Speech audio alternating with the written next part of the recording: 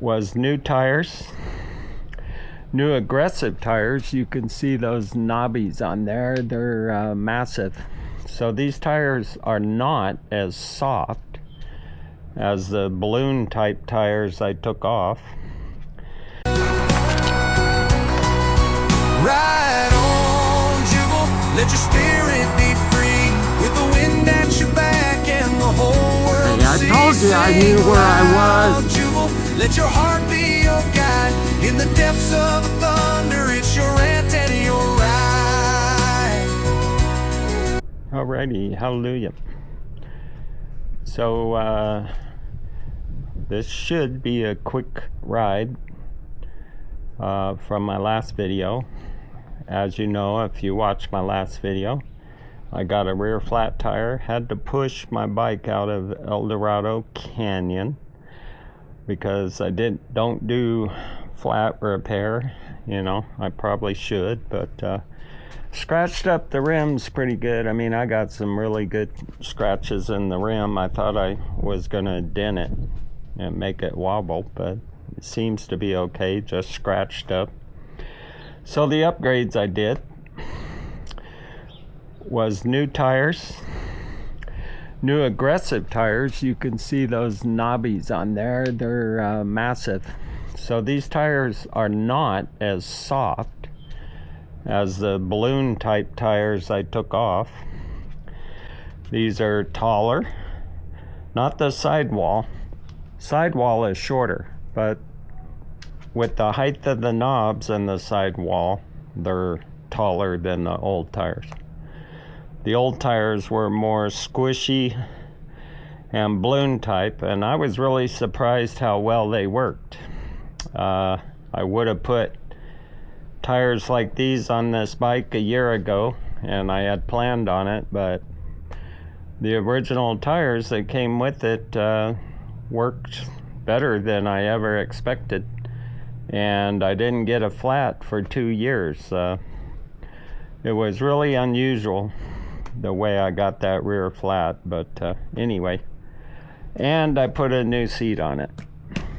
You know, I used the old seat. I think I have that old seat.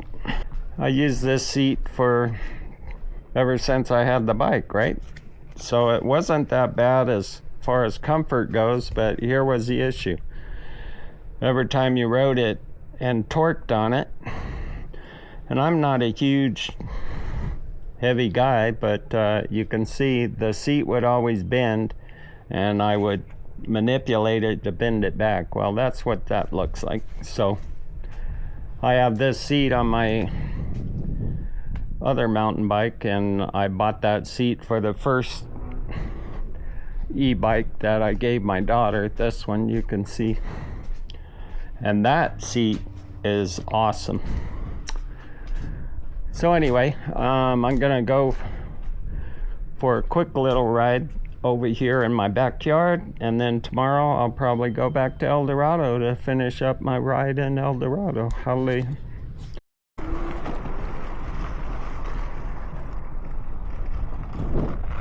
Alrighty, so to resume this video, tomorrow I will probably ride into El Dorado and finish my ride. I only got half a ride, right? And then I did a 11-mile hike. Ha ha.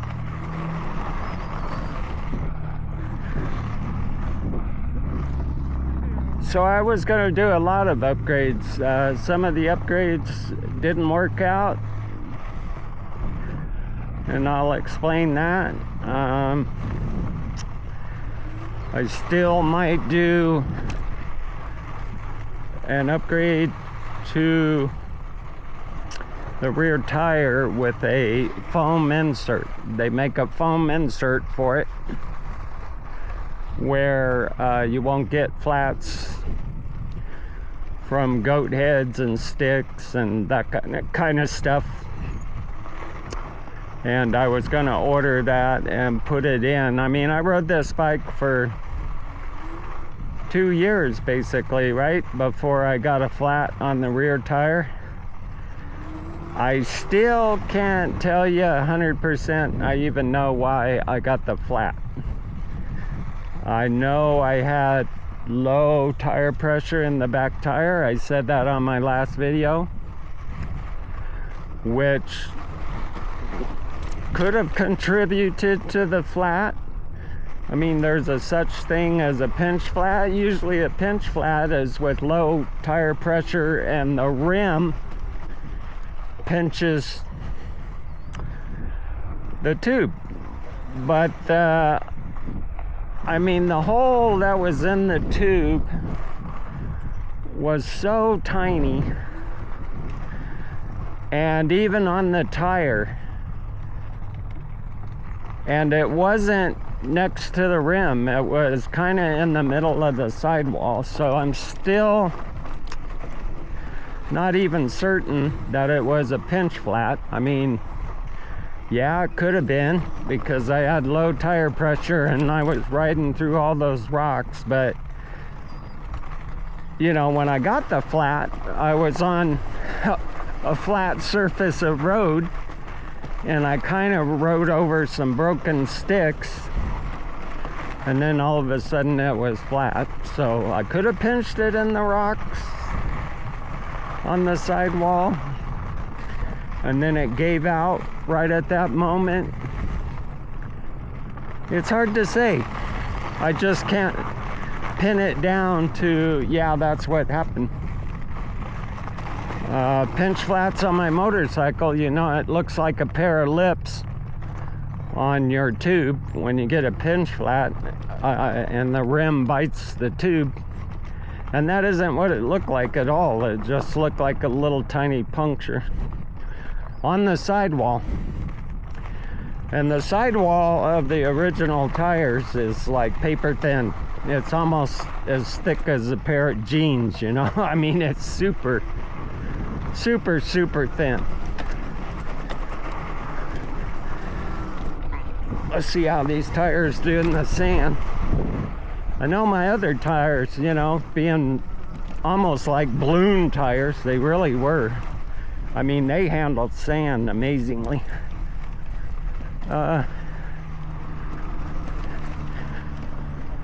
Yeah, so just making a speculation. Yes, I think the original tires, being a balloon type tire, gave better steering in the sand. These have knobbies on them, so they have better climbing power. I can feel that.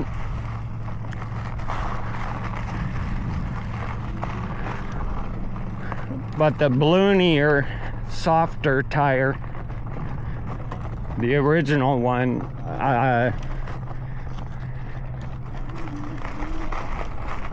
maybe have tracked better in the sand.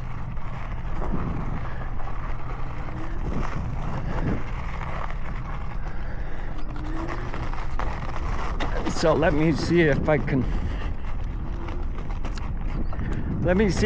climb this hill with these tires.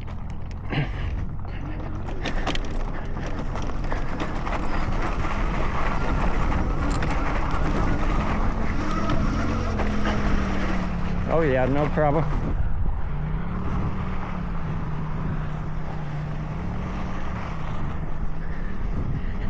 That was no problem.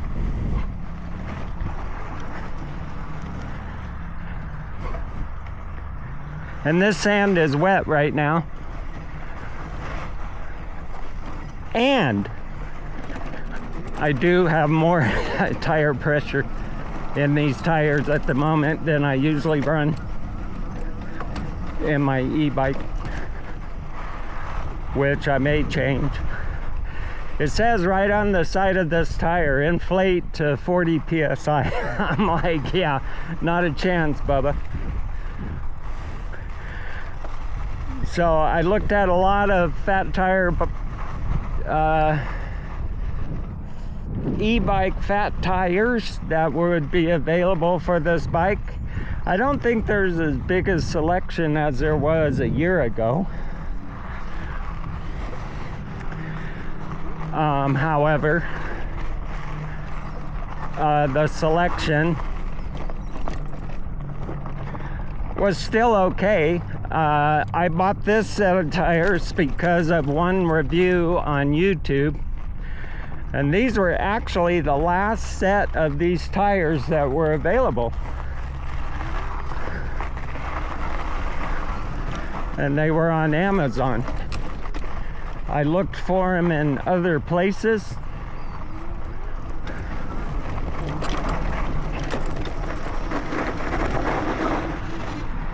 I looked for them in other places, and I could not find them anywhere except on one Amazon site. I think it was from the store that makes these,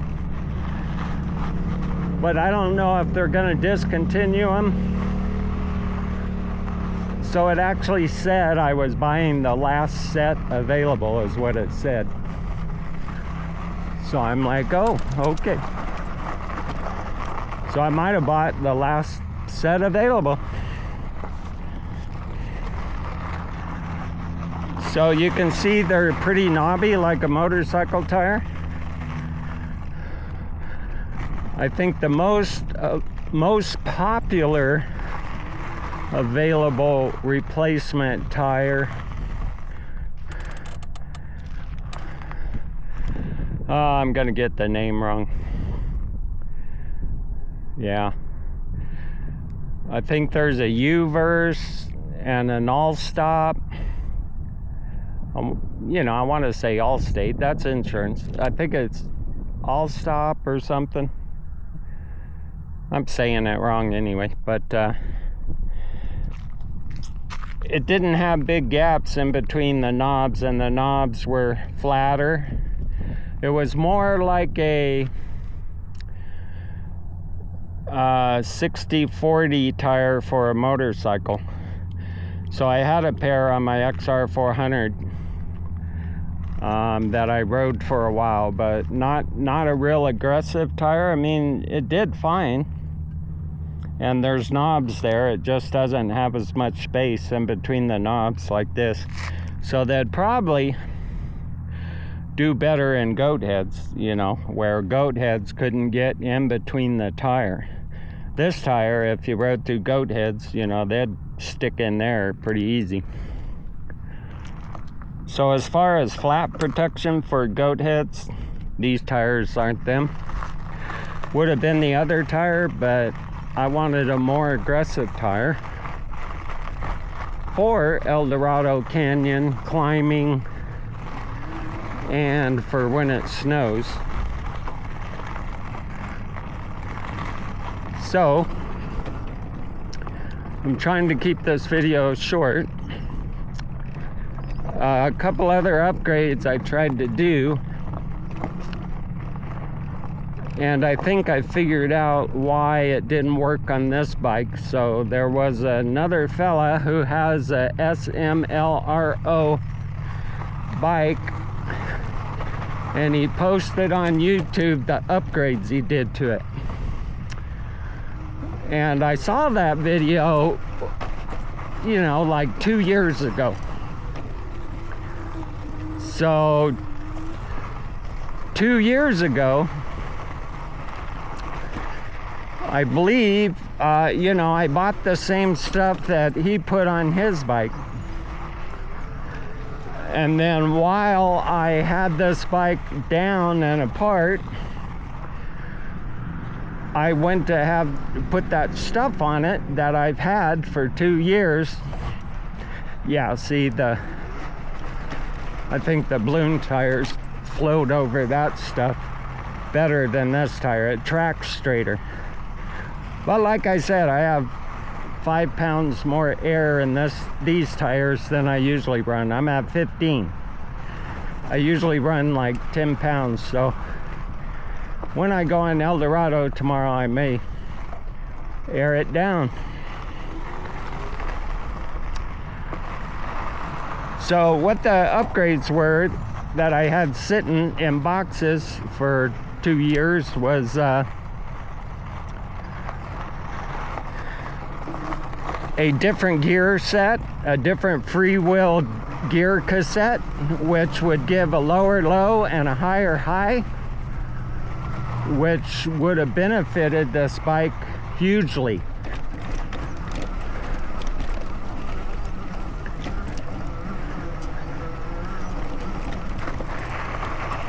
It would have benefited it hugely to have a lower low and a higher high.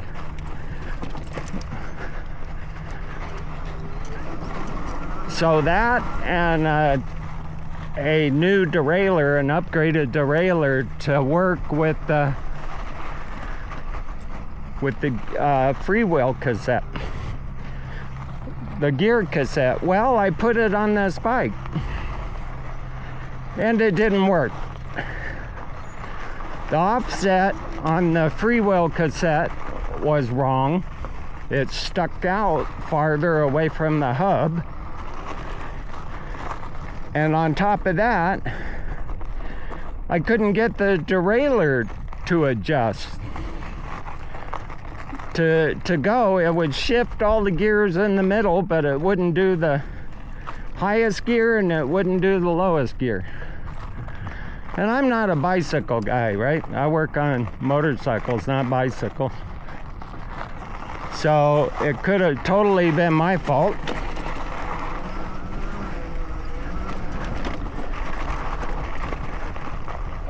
Just because I really don't know what I'm doing when I'm trying to adjust a derailleur.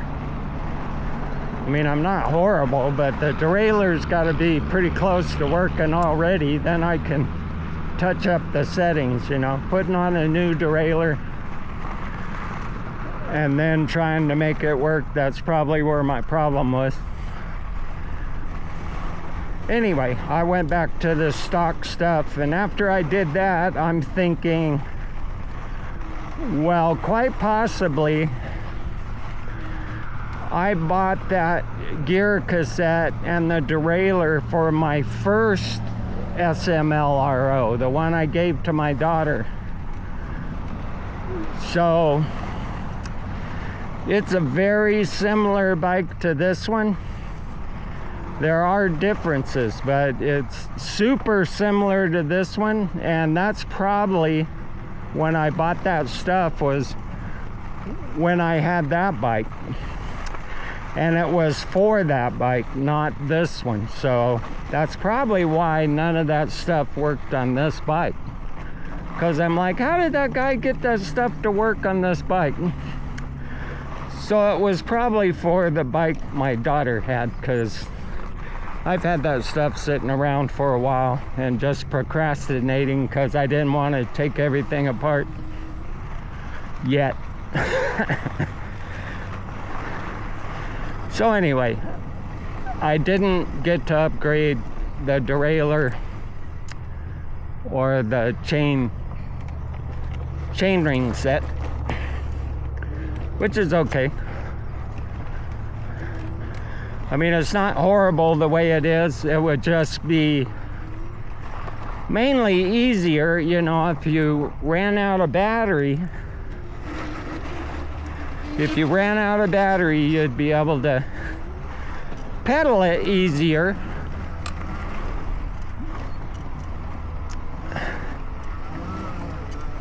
If you had a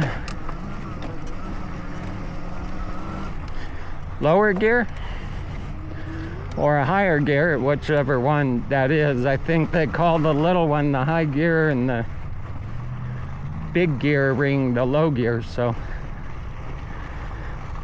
and then same thing, this bike, when you put it in 7th gear and you're pedaling with the pedal assist, you ghost pedal, because you cannot out pedal the assist. So it would have benefited from a better chain ring. Okay, maybe I didn't want to come this way.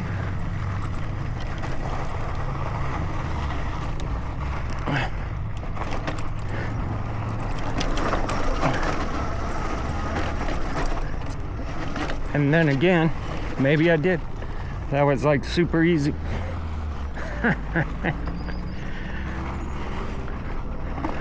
So yeah, the best part is these tires have super good traction.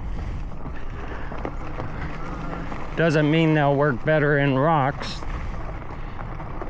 but as far as the traction goes in dirt, yes sir, it's working good in the dirt.